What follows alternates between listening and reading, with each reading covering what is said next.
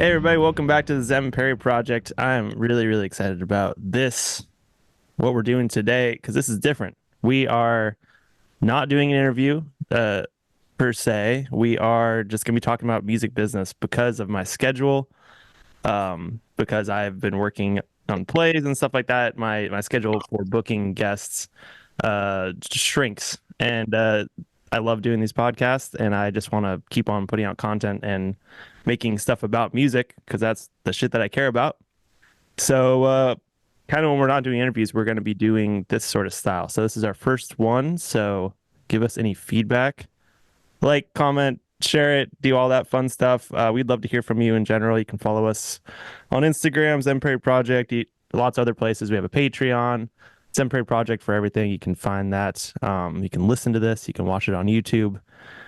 Anyway, you want to see our ugly mugs or listen to our beautiful, sultry sounds, you can do that. So yeah, we're kicking this off, and we have Michael Maverick over here, and we're just gonna start jumping into stuff. Do you have any thoughts about what I just said, Michael? Does that all sound right? Dude, it sounds fantastic. All Michael's right. a huge fan of this show, obviously, as a proponent of helping it along. So I'm excited that we're trying something different. This also does not mean that we're not going to keep doing interviews with all of the dope artists. So if you or your friends or anybody has some artist that you're like, I want to hear Zen interview this person, we're still doing that. Absolutely. And I think this gives us more of a reason to have to talk to artists. We want to just kind of be on top of the music industry and what people are doing and how their creative ways they're going about it. Because this is admittedly a very hard industry to be in. And every way that other musicians can help each other, I think, just brings us together. So that's the whole point of the show. Um, and yeah, let's just kick right off of it. Speaking of musicians not really, well, I guess we're just against insurmountable odds about how ticket prices work and who that money goes to. And it's a big problem for people who just are music fans as well. A bunch of artists have signed a bill to Congress to eliminate some of these. They want to reform some of how ticketing works. So just going to pull up this article from NBC News.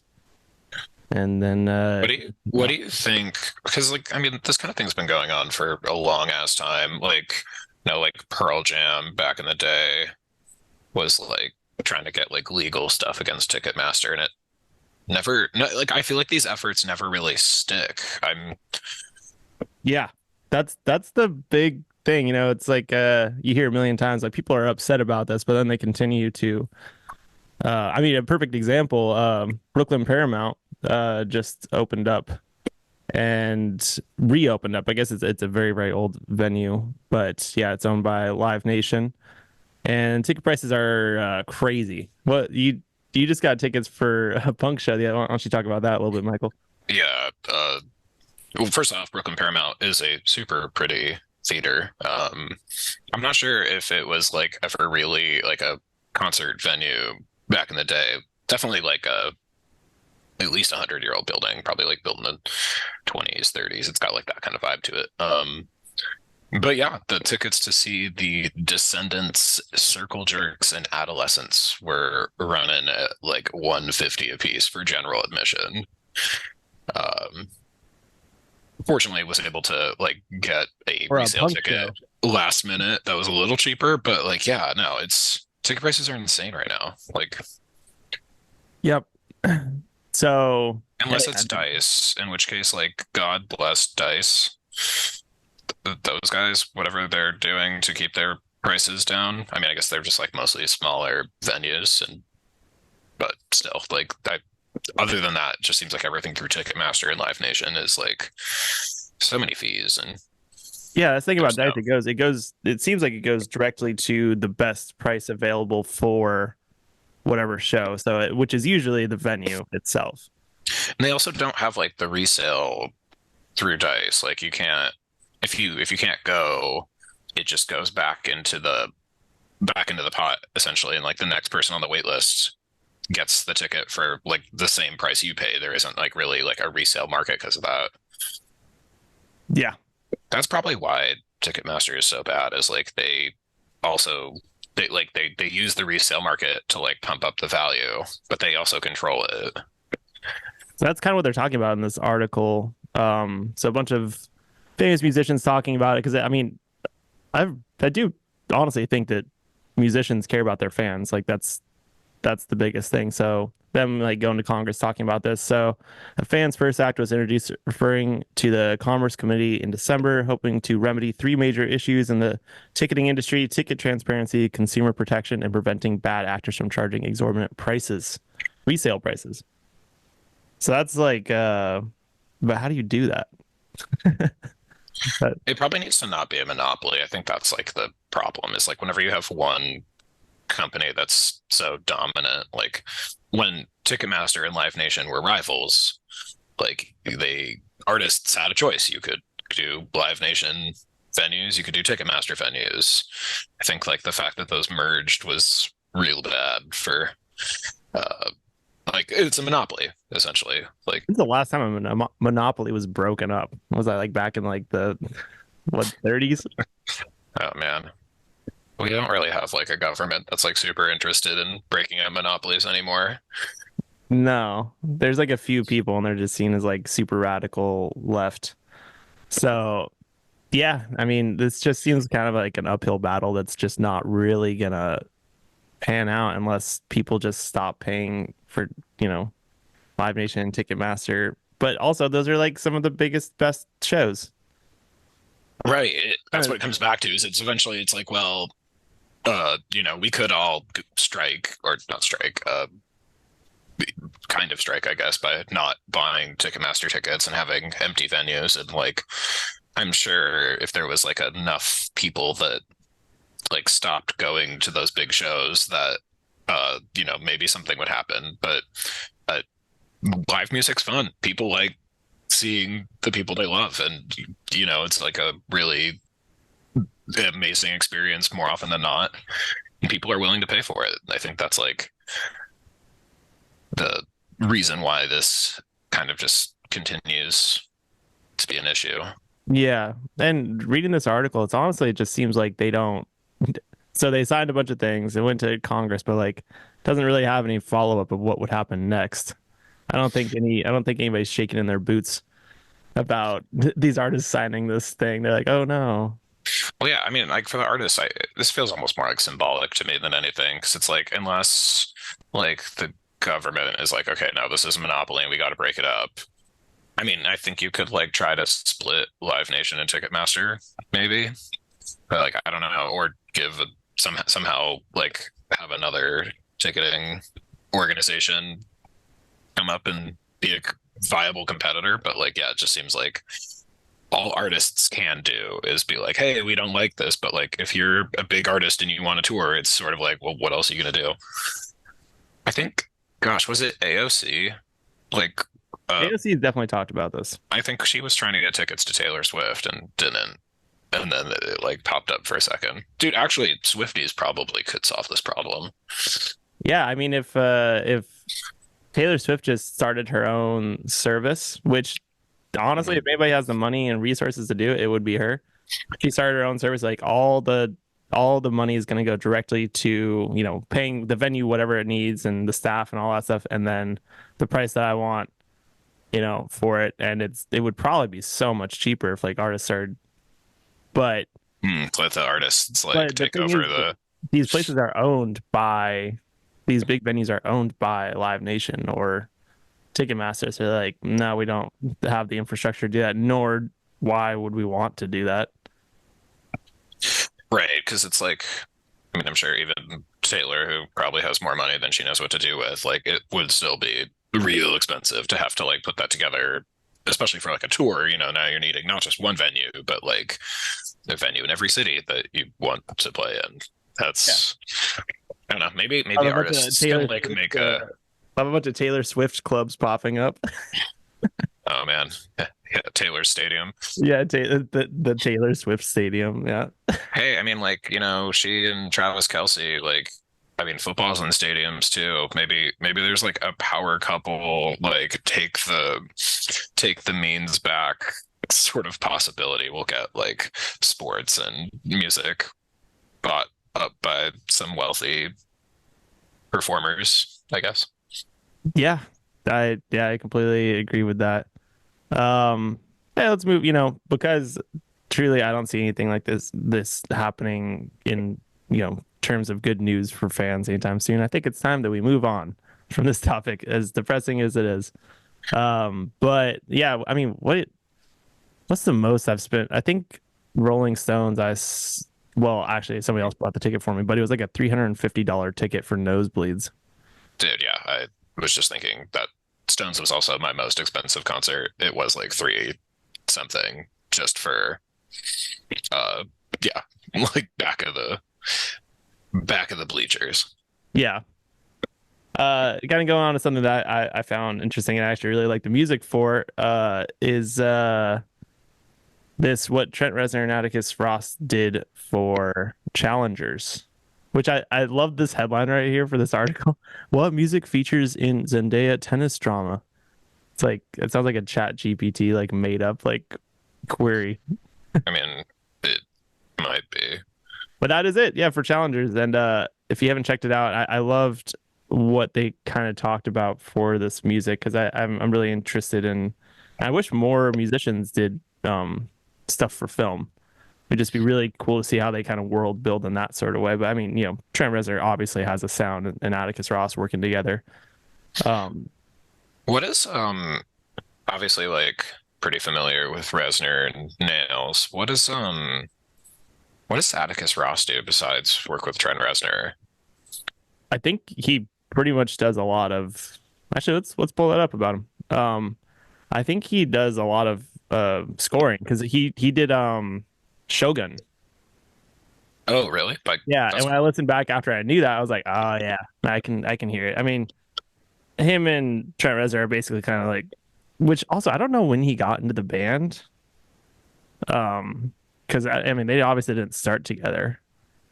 But I'm actually kind of interested in deep diving on this dude a little bit. But and I got his Wikipedia pulled up. Right, where the hell is it? There it is. his Wikipedia photo. He's literally with Trent. Yeah, I was like, I don't know if you could really get away from that. Um, yeah, They're born kind of like they're like an industrial Hall and Oates for making movies soundtracks. Industrial Hall. Yeah, because he did Gone Girl. Um, well, yeah. So just curious when they actually met. Actually, oh, he's worked with Zach De La Rocha. Uh, Trent. Oh, I wonder if it was Fincher who put them together, because like probably. it feels like most of their soundtracks have been Fincher movies. Yeah. Yeah. Gone Girl. The Social Network. Was that also Fincher? Yeah, Yeah. I mean, it makes sense. Uh, Dragon Tattoo, yeah. Yeah. Also, girl with the Girl with the Dragon Tattoo. Yeah. That movie is probably one of my favorite movies. Also, do you know what the translation is? What it's a Swedish film, is that right? I think so. Yeah, I know there's more than one version of it too. Yeah. There was the Yeah. So this is all the stuff he's Yeah, started there was working on. the Swedish one in 2009, and then I think the one that most of like that what we're talking about the Fincher one was in 2011. Yeah, which was honestly pretty much just a full on remake of the Swedish one. If you watch it, it's almost like the same shots. But yeah, it's a translated from Men Who Hate Women. That well, that's not the actual translation, but that's more what it is in Swedish, which makes sense for that movie. Yeah, that is a apt description of I don't know if that would sell as well in the US. Girl with the Dragon Tattoo has a little bit of a ooh, kind of badass. it's a little more fun. It's like I worked on this play called it was called Stalker. Oh, Uh hell yeah. yeah, and you know what? It's funny. Also Swedish people. I guess that's like I don't know, I feel like Europe in general, but especially like the Scandinavian northern countries, but like Sweden and like I don't know, they seem to have like a little bit more like intense uh like more okay with like intense things. Kind of more Yeah. just like, yep, that's just what it is. Like I don't have a good speech. That's life. that's live. That's Wow, life. Yeah. Men who hate women, stalkers. They're out there. That sounded more like German, but that was pretty. Hey, they are also same vibes. so it looks like Atticus Ross first worked with Nine Inch Nails on With Teeth, that album 2005. Oh, he's also worked with Korn. Hell yeah. Oh my God, amazing. Lil Nas X. Oh shit. Co he co-wrote Old Town Road. I would not have expected that. The the the gay like country song about doing lean. It was not something I would put in the guy who's like the right hand man to Trent Reznor. It's pretty funny.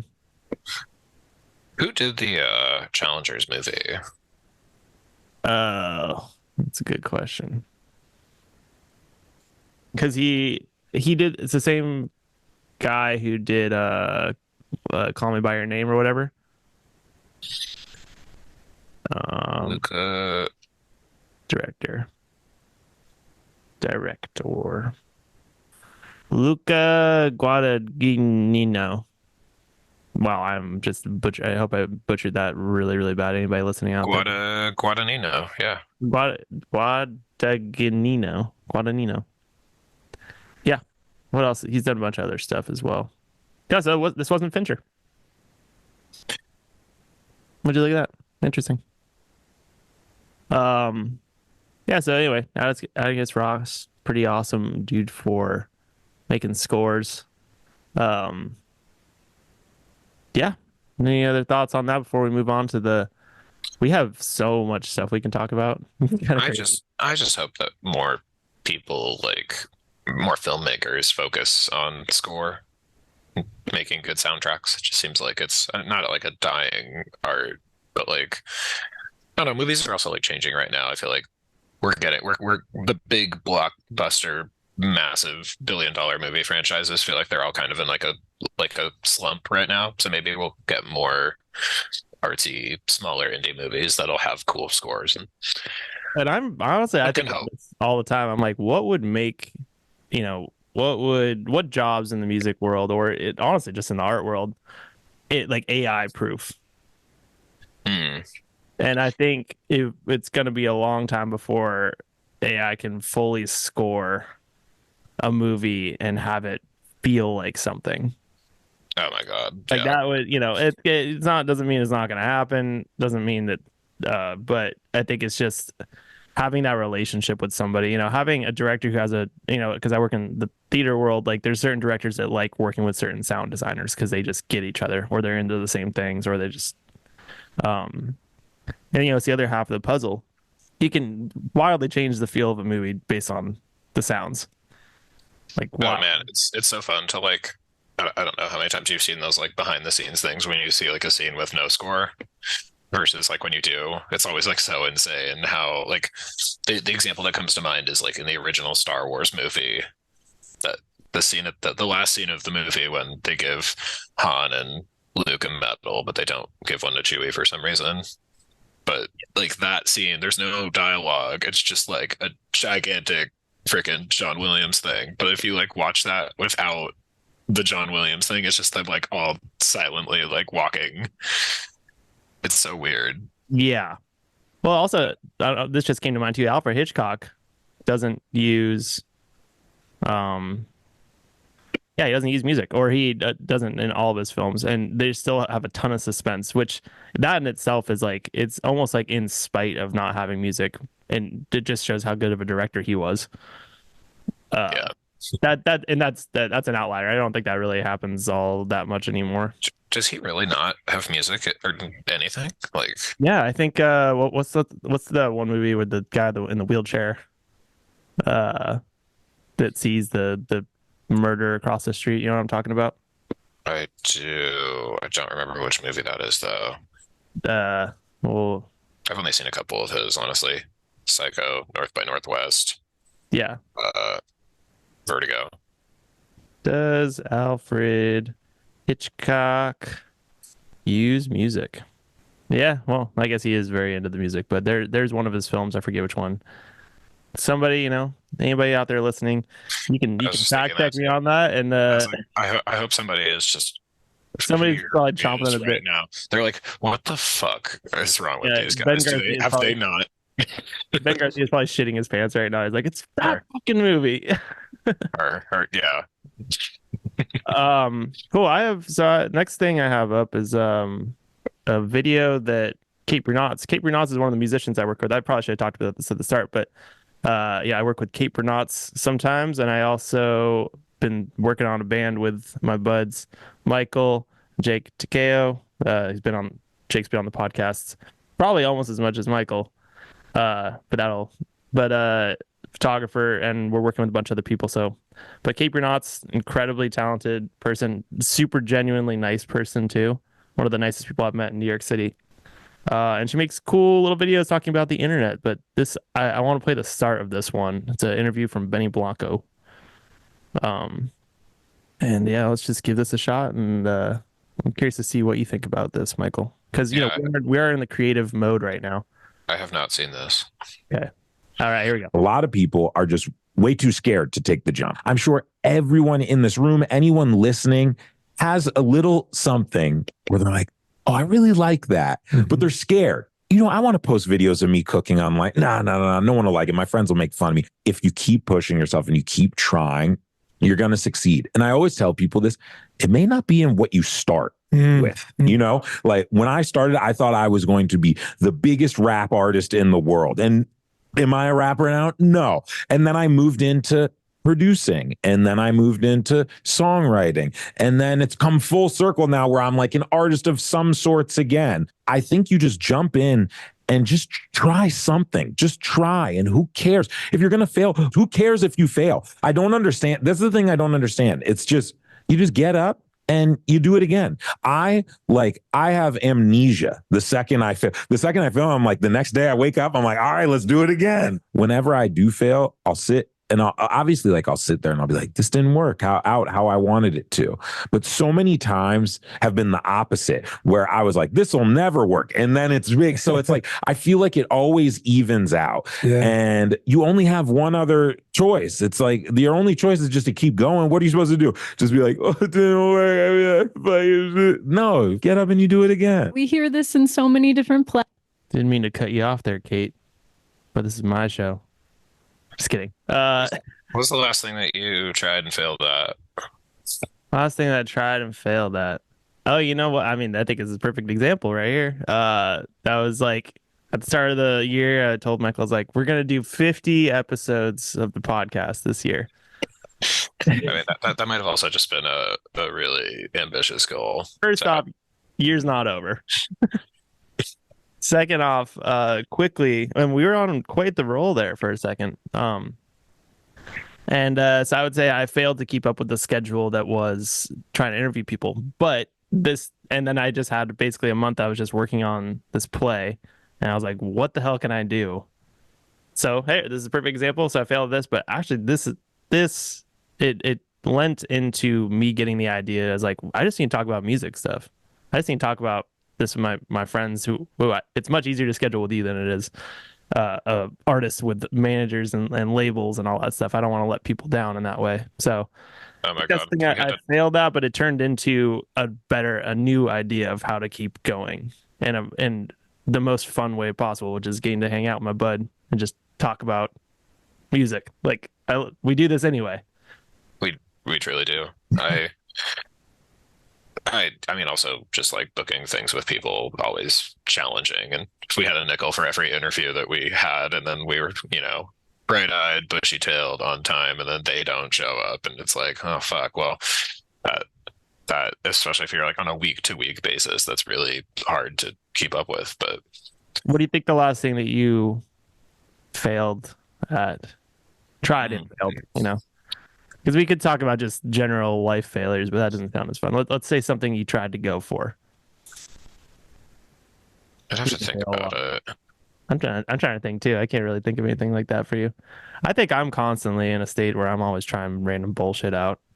Like, I think I tend to, if I do fail something or if I don't do a good job at something, and I think a lot of people do this, you'll be like, oh, look, well, let me adjust like how I approached it. Like, I didn't really care, or like, I didn't give it my best. Like, it's really easy to kind of like tack on that sort of thinking onto something so that you don't like wallow in like, oh my God, I tried this thing and it didn't work out. Yeah, absolutely. Like I couldn't agree more. And that's the thing. You'd be like, I didn't really care anyway. That's also been my one of my self-defense mechanisms for as far as I've been alive, is being like, oh yeah, that thing didn't work out. Nah, I didn't really care about that Yeah, anyway. it's like if I'd cared, it would have worked, right? Exactly. Yeah. I do say to myself a lot, I'm like, if I really want something, I get it. But if I didn't get it, it means I didn't really want it that bad. I feel like there's probably some exceptions to that where Yeah. I don't think it's that's just the it's just hard healthiest to mindset. yeah, no, it's hard to like kind of reckon with that sometimes to be like, yeah, like I really did try this and it went poorly. And I think like I don't know, I guess it's also like hard to say something's like a failure because like a lot of things you if you know maybe you pick something up and it didn't stick or it didn't work or you like missed a goal, but like you can always, in the same way that you can go back and be like, well, like I didn't really care, or like I, wasn't trying hard. You can also kind of like change the time frame of like when you're what you're doing. So it's like, well, I didn't pick it up yet, but like I can go back and do it later or something. Like I think that's like another way you can kind of skirt around like avoiding that feeling. But like I think it's probably like not the worst thing to actually take the time, like if there is something that you want to do, instead of saying like, oh, I didn't care, oh, I should have tried harder, or oh, I can do it later, like is like it's okay to sit with it and be like, yeah, this didn't go well, look at like what went wrong and like learn from it. I think like that's kind of what that guy was saying, like just instead of like wallowing in it, like moving on and doing something else or doing it again, like that kind of thing, like always worth it. I think like Yeah, I think what there's you said about reasons the that we fail. timing, Like I think what you said about the timing is like the most accurate thing, because sometimes, yeah, you're like, I want this to happen right now, but sometimes it's just not meant to be right now. like Um, I've written so many, so I think I've figured out I've wanted to write a book forever, and obviously I'm not a writer. I have not written a book, but like and it's like it's hard to say like, is this a failure or do I just not want to write a book right now? But like um and I think like the idea of like, oh, like, well, I will write it eventually, I'll get around to it, like have ideas on the train or something, and I'll get 15-20 pages into something and then just sort of drop it. yeah, well, exactly. And that I do really think, I mean, you're an incredibly talented writer. I think at some point you are going to write a book, but you got to really, really want to do a book, because like that takes a lot of effort and work. Um, Anything artistic, like to excel at least, like I think you can have fun with art, but I think like to really succeed in art, like at like putting things out there, like it does require that like level of having to be okay with failure and like having to like know, whatever you create and make, it might not be loved by everybody, but like So if everybody should definitely check out this video. And it's going to be linked in the description, like everything we talked about in this show. But I really like the headline, "The Art of Outpacing Shame." It's not about being good. That really resonates with me, because like, and she talks about this in the video of like, when you put something out, just keep going. Like, just forget about it and move on to the next thing. Like, so you can't be like, oh, that didn't do well, that didn't. It's like, no, you just got to keep on putting stuff out. You got to outpace the shame that you might feel, because everybody's going to feel that. There's plenty of times, to be completely honest, where I'm like, why the fuck am I doing a podcast? What do I have to say? Why does anybody want to listen to this? But keeping it going, and then you never know. It's so weird when we talk about like who's listening to this show, or people being like bummed that we haven't been on in a while. I'm like, damn, but you can't expect those things to happen. Or most people are just like voyeuristic about the content they consume, like, including myself. I'm not out there on like fan pages being like, oh, this is so sick, usually. But just having Yeah. that idea of just like you never know who your art or whatever you want to put out is actually helping, and it's gonna, and money and statistics are gonna look good, but it's not the thing you should be going after. You should be just going after consistently creating, and because what feels better than creating, like even just making this podcast right now, like nothing feels better than actually doing something, putting something out in the world. I think it's a good feeling to have something to like work on and something to like show for it. Yeah, I mean, especially this podcast, like I think we have an interesting audience of like, depending on who the artist is, probably really depends on who listens to it. And I like imagine that there's some people who have really only heard like one or two episodes from us because it's just like, oh hell yeah, like they interviewed, this artist I like. Grant Bjork Like, or right, like something Emily like that. Wolf or And even if like a couple people appreciated hearing from those guys and gals, like it's like fun to put their absolutely. thoughts out there. Yeah, And exactly. your thoughts too. Yeah, and also this just keeps me more on top of, the other stuff I want to do, which is, create music and be tapped into the pulse. I always get a lot of value from interviewing people for myself. I'm like, oh, that's really interesting because, most people, everybody has a crazy story about how they made it or what happens. Here's another thing I want to talk about. Jacob Collier, who I think is honestly one of the funniest. Well, he's not intentionally trying to be funny. One of the funnier people in music. Insanely talented dude. I'll put that right out of the bat. He has more talent in his like pinky fingernail than I do in my whole essence. But I That's think a lot not of his music is kind of, true. it's music for musicians. That's and I mean that exactly how I said it. So but he talks about this, which I read, The Creative Act by Rick Rubin, one of the probably the best, most interesting books, and it reads a lot like a Buddhist philosophy book. It's about how creating, and it's a very helpful frame, especially because we're working on Dirtbag Ivy right now. Uh, Dirtbag Ivy being like we're in the seed phase, as he calls it, where we're like planting ideas and seeing which ones kind of like start to sprout something with people. We're not in a phase of like trying to get it out to the masses instantly. We're truly creating it and having fun with this part of it, and that's what it should be. So he talks a lot about that in the book, and he goes on for the next steps of like once you have enough songs, and this goes for any sort of artistic endeavor. Like the creative act is definitely not just for musicians, but any creative endeavor where you're like, okay, now how do I get to this to the masses? How do I take criticism? It walks you through the steps of creating anything. So he had something interesting to say. Which people are always kind of take whatever Rick Rubin says, and they're like, yeah, that's gospel. That dude worked with, he started off with Beastie Boys. He's worked with Slayer, Kendrick Lamar, so many people. I couldn't even begin to tell all the stuff. But so the thing that Jacob Collier had against Rick Rubin, it's the fundamental truth that there's no one way of doing anything. So that's his main thing, because Rick Rubin definitely says like this is how you do it the best. And he's basically kind of talking about how the audience comes last. And it's really should just be for yourself. And Rick Rubin also has another thing. He always says, whatever idea is artistic, that's the one that's going to work best. That means if a record label's like, no, you need to make this song sound like this, that's not the way to go about it. You're just thinking money and business, which is just going to make a song that sounds like that's all you're trying to do.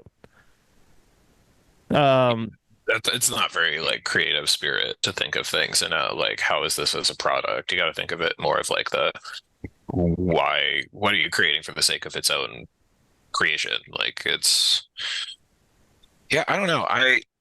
I'll be honest, like I don't know if I've like really loved a lot of like, I mean, Rick Rubin's like made some great albums, but like I don't know. I'm not sure if I like ever have like some of his albums too have like some interesting like sound choices. I feel like they get really fuck, what's the word for this? you'll have to edit me remembering compression. Is that they sound like they get really loud and sound kind of tinny. Yeah, like over compressed. Yeah, loud and lacking dynamics basically. Would it be controversial to say that I think he's maybe a little overrated? That I think that's kind of what Jacob Collier is saying. He says, and I feel deeply as a creative person, I would critique Rick, which a lot of people don't in the music space. I don't believe his audience is creative people. I think his audience is people who aren't creative, for whom creativity is novel. That's that's spicy. That's a that's quite a that's quite a thing to say about I like think I'm Team Jacob on this one. Um, I feel, I don't know. I mean, I definitely, there's plenty of albums that Rick Rubin has been a part of that I have really enjoyed, but I don't know if that was like because of Rick Rubin or because it was like the Slayer rocks or the Red Hot Chili Peppers are great or, yeah, Chili like Peppers. Yeah, Metallica. There's so many Metallica albums I think he did that I don't know. He let Lars get away with that fucking snare drum on Saint Anger. Like see, but that's that was his artistic choice, and also like, yeah, you talk shit on that snare drum all you want, but they were going for something. it's also like the most expensive band, or like they have so much money, so like it's obviously working. Yeah, I truly do sound it. It does sound like that snare drum is a like somebody just took one of those metal folding chairs and just like hit it, but like got a good slap on it. Sounds like shit. Uh, I hope that was intentional. Like that Lars Ulrich was like, let's fuck with the fans. yeah, I mean, kind of going back to that, it's like, for artistic purposes, you never know what's going to land or like what's going to stay in trend for the foreseeable future. Could you imagine alternate reality where everybody fucking loved that snare sound and that like all music has the Saint Anger drum, just like a whole like world of post Yeah. 2003. That's the industry standard is that like thud. Yeah, like back in the 80s where everything had that certain snare drum sound, like the super gated reverb, just the explosion sound, because that you could tell something from the 80s specifically from that sound. But it would be really funny if everything was saying here. But it also does open the door to be like my snare drum or my guitar, or anything in the creative process doesn't have to sound like everything. It can sound bad intentionally.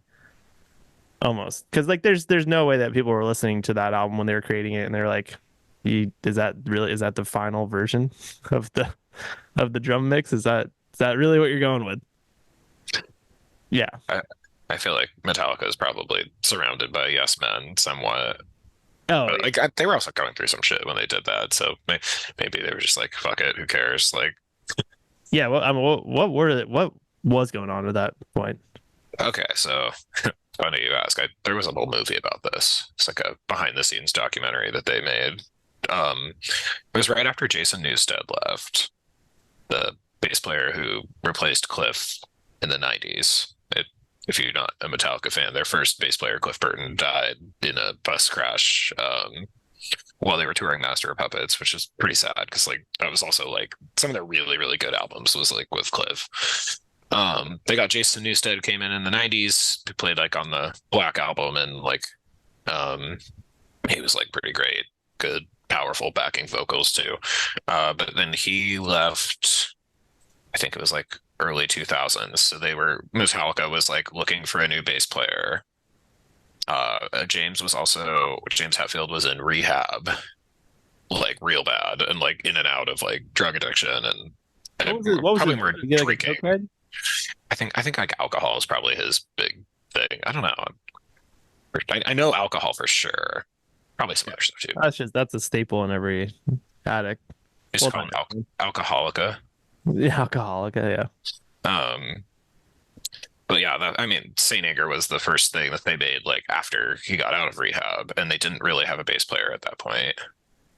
Um, I think it might have actually been maybe it was Rick Rubin or somebody in the studio was playing the bass on that who wasn't Rob, who eventually became they picked Rob after they recorded the album, I think. And then he was like the touring bass player. Now he's their guy. I think he's actually been in Metallica the longest bass player, which is kind of wild. Yeah, they seem pretty settled in their lineup now. I mean, if they haven't replaced Lars, then I think your job is safe with Metallica. Yeah. I think him and the drummer from Black Keys are probably like the biggest drummers that are not good.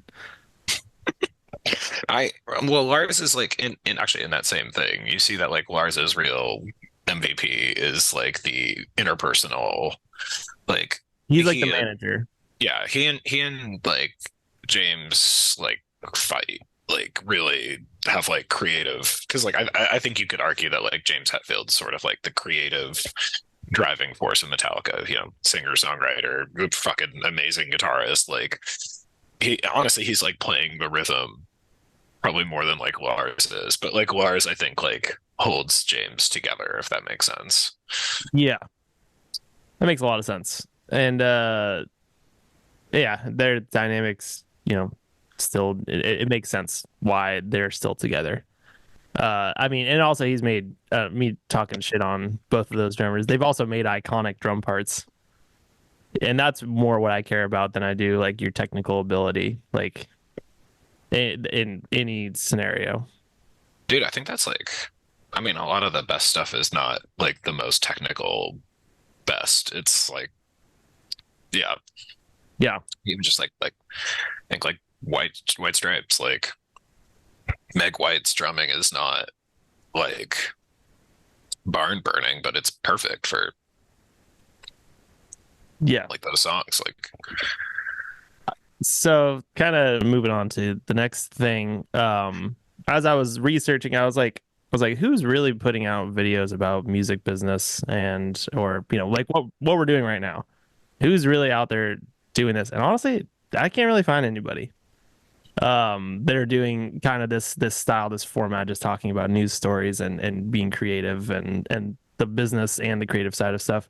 But when I was looking up music business channels, this House of Kush, which I've seen a bunch of his videos. It's like this guy, he's in his studio, beautiful studio, and he's like really soft spoken. You can tell he just like really knows how to mic something because his voice just sounds so full, but he's like barely talking.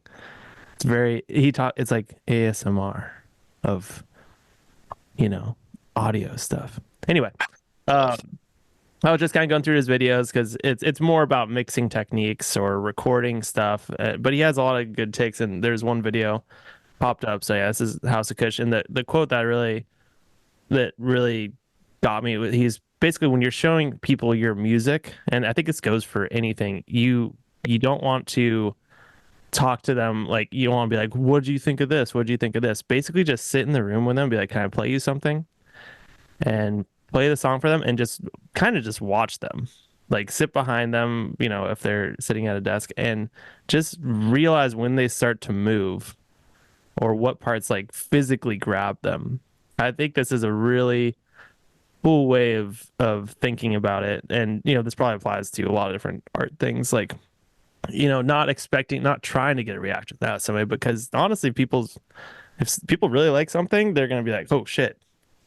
Or if they like, but he's like, watch the different parts of the song where somebody is obviously connected or resonating with it, and then if they feel like talking, do that. But if they don't, then you just be like, thank them for their time and let them go.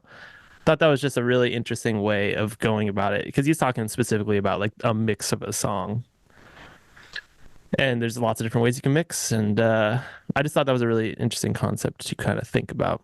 Got any thoughts on that, Michael?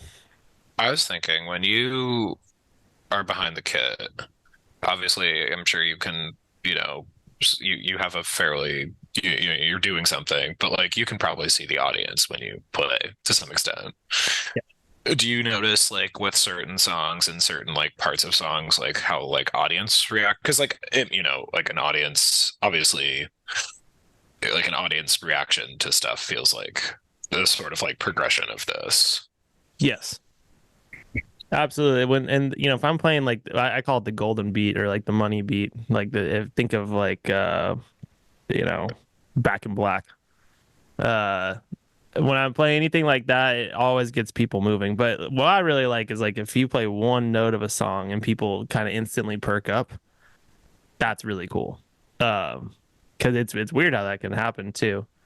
But yeah, I definitely like I know a part is gonna hit well if I execute it honestly, and I can tell when people are gonna dance, and that's like, I mean, as a drummer, that's my only job.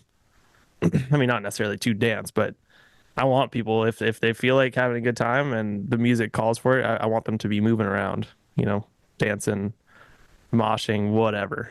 Um, Getting more opportunities to do that is something that I'm definitely looking to explore in through Bag Ivy. The song that always does it with Keep Your Knots is Projections, and there's a really good video of us playing at Bowery Electric. And it's the last song. We always close with it because like from the instant, because it's such a big open smashing song, um, that people are always like, it definitely has a stank face sort of thing going on in the audience. And that song is always so fun to play because of that. Um, so We yeah, should ask more. We should ask more artists who we interview, like what their favorite song to play is based on like people's reaction to it. I think that would be a fun little side project yeah. Like what the song that to always see does what well people. live, especially for smaller bands, because like big bands, like everybody knows what songs are gonna go hard. But when you're a smaller band and you just have a smaller following people, and you might have some diehard fans, there's gonna be songs that people want to hear. And I mean, I think like even when we saw like Somnary a week or two ago, like they played one of the songs from the new album that I think you and I both like a lot, and we're just like, fuck yeah! Like we both like made eye contact when that happened. We're like, yeah, like everybody go check out Sumner. They are really good, and they're just really good guys. They're really fun to hang around with. well, one of my favorite metal bands in the city for sure. Yeah, absolutely. Any more thoughts on that, or are we on to the next one? Let's keep going. Let's keep going. I think this is kind of interesting, and it just kind of opens up. Funeral Portrait gets criticism for opening for Marilyn Manson. I'm sorry, my band has consistently played 200 cap venues for 7 years, plus has a chance to open shows in front of thousands of people, and you want to be upset by it. If you truly know the people we are and you know the grind we've been on, you wouldn't be mad. Wow. So that comes from Funeral Portrait. Yeah, and get this Marilyn Manson tour. I mean, he's back with after all the sexual allegations and this and that. And it looks like the tour is selling well. But now people who are involved with it are getting flack. I mean, not super surprising. Gosh, I don't know. That's a hard one. Like, the things that the allegations against Manson are pretty fucking real, and like, it's not great to, treat women the way that he allegedly has. Um, so like, I don't blame people Agreed. for not wanting to support him. Like, I think there's cases where you can separate the art from the artist. So it's like, like if I have like a Marilyn Manson song come up on like shuffle or something, I'm not like, oh my God, I have to turn this off. And, but like there are, you can kind of like people who feel that way. Like, I think that's valid to not want to listen to somebody or like give them your support or time or money. I don't know if like going after the opening band though is like super cool, because like, yeah, if it's your opportunity and you're like, hey, I just want to bring my show out to people, like it does seem a little like cruddy that your like big break is like sort of on the heels of a washed up controversial dude. Sexual assault. Yeah, like that does sound like one of those you get your genie in a bottle wish and and they're like, you know what, you're gonna be playing some stadiums, yeah, a monkey's paw wish. You get what you want, but yeah, like a terrible cost. Yeah, like all their girlfriends break up with them in the band, and they're just like, we're doing it. Yeah, Yay. yeah. I don't That know. it's unfortunate. I You know, speaking of which, I mean, like, you know, separating the art from the artist, like, you know, fucking every artist, especially like big rock stars from back in the day before Me Too movement, were not good people. oh dude, I think like at the end of the day, everyone kind of just has to like draw. There's no like real rule to it. I mean, like some people who it's like, yeah, absolutely not. But then there's other ones where you're like, shit, like I really like Led Zeppelin. Like, Yeah. should Jimmy Or I mean, Page have slept with a teenager? No. Ozzy Osbourne is another one. And he's getting into the Rock and Roll Hall of Fame, which we were going to talk about at some point. But yeah, I think that's interesting. Wait, what did Ozzy do? Just I don't know. adultery. I've heard that yeah, people have been yeah, and honestly I'm not gonna just start throwing out allegations, but I've heard in the past that he's done some shit and I've never checked because I didn't really want to. Uh, yeah, it's Although he's been with Sharon for like ever. So and if I yeah, he does seem self-aware. So I don't know. I'll, yeah, Yeah. yeah. That's I guess I'd say is like don't hate on the opening band for taking an opportunity. Like, good for them for getting out there and like, hey, like people who are going to the show, like somebody needs to uh, open the show. Like, Yeah. I don't as much as like maybe like Manson's not my taste anymore, and I wouldn't want to support him. Like, I also don't think that like there are not a ton of crimes that I think are so bad that somebody should never have a chance to like be an artist again. So like, even if he's like not for me, like I'm guess like there are obviously people who are excited to see Manson in the band, and that's good for those people, and I'm good for him for I don't think anyone's like a shouldn't have a chance at redemption. So like, Yeah, I think that is a big thing with our culture is like I think we're kind of getting past that a little bit. I think people are giving chances at redemption if people do seem fine. I don't know. Uh, I mean, I think what everybody. was a bummer about Marilyn Manson was like he was the dude that was like talking to like Bill O'Reilly on the news, and he just looked crazy, but he was more articulate and thoughtful about like why people don't like me or whatever. He was that was interesting. And that I think really bummed a lot of people out was like this guy was, kind of seemed like he had his shit together and he was just kind of a piece of shit. And Yeah, I think he was the one who was talking about like the Columbine shooters, and they were like, if you could say anything to them, what would you say? And he's like, I would have wanted to listen to them because like they are obviously like hurt and like uh, did a really terrible thing because they were like hurt, damaged people. And I was like, yeah, that's honestly like a really good way to approach it. Like, it's possible to be a really smart, insightful person and also be an asshole. Like you can kind of be both. Shoot Yeah. to be the good one, but yeah. Yep. On to the next. Billie Eilish, Nicki Minaj, Stevie Wonder, more musicians demand protection against AI. This is Michael's favorite topic. It is. AI. And the I music love AI, and I can't wait for everything to be like a Motel 6 painting. And that is going to be, we're going to get little bings on our phones. They're going to be, here's another version of the same thing you've already seen a million times, but chopped up, sent to you ever so slightly differently. And that's going to become art. I can't wait. So people are wanting, restrictions, and I was messing around with Audi. It's like audio without the O, I believe. And it makes music, and you can have it pretty much pump out a studio quality song in a few minutes.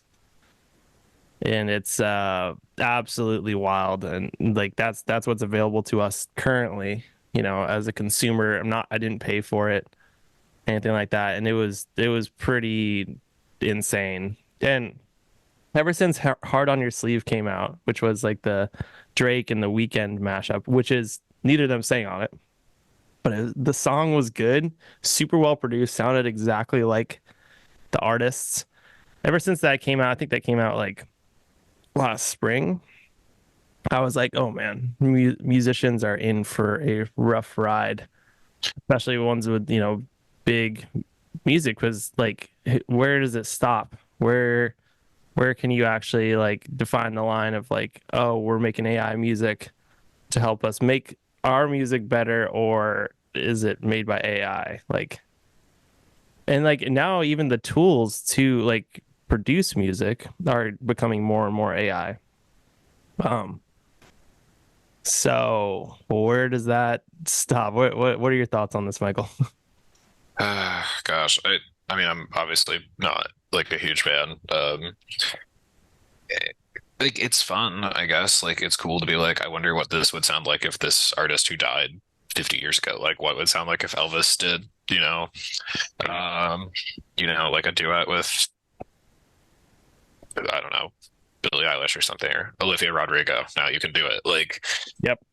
I it, I feel like AI art needs to just like be a separate thing. Like it should That's just fair. be like this is an AI, it's a computer program. It's not like an actual like I think we need to just like be better about like distinguishing AI things from non-AI things. And then that way, like if you're like just wanting to have fun with your friends or like be like, what would it sound like all that kind of stuff. If we wanted to rewrite every album from 2003 with the Lars Ulrich Saint Anger snare drum. Like there is a place in the world where I feel like that would be a fun thing to do using a computer. Yeah, to do just to listen to it. If you put the, Yeah, I mean, that'd be really funny. Just like throw a classic album on and then have the Saint Anger snare in it.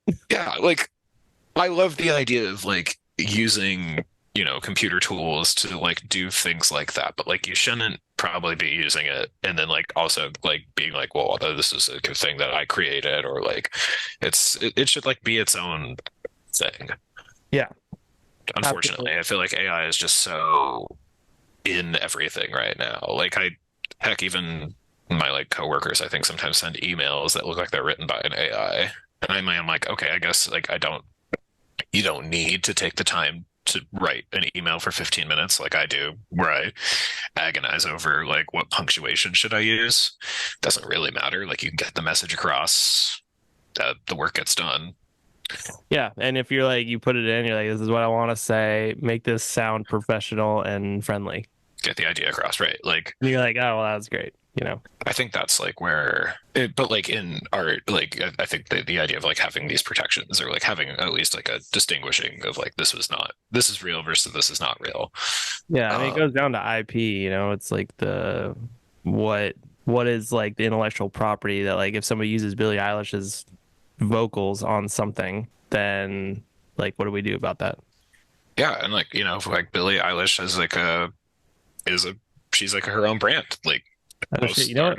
I just realized I might need to cut this short because I think the plumber's gonna be here. Oh, Uh, hey, get plumbing. well, this has been super. I think they're outside, so I'm gonna wrap this up real quick. This has been super, super fun. I can't wait to do this again. We have so much more stuff we can talk about, and I think this is going to be a great weekly thing. Michael, you did great.